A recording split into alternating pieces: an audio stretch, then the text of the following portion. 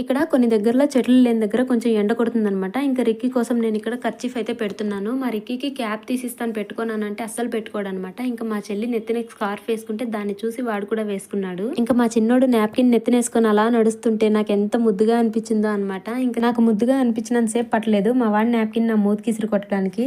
సరేలే ఇక్కడ నీడొచ్చేసింది అనేసి నేను కూడా పెద్ద ఫోర్స్ చేయలేదనమాట వేసుకోమని చెప్పడానికి. ఇంకా మేము తెచ్చుకున్న స్నాక్స్ని ఇలా తింటూ అయితే వెళ్తున్నాము. మా రిక్కీకి ఎప్పుడు నేను ఇలా కుర్కురేస్ అయితే ఇవ్వను, బట్ ఇక్కడ బయటకు వచ్చినప్పుడు విసిగిస్తాడు కదా అని అయితే కొన్ని తీసుకొచ్చాను.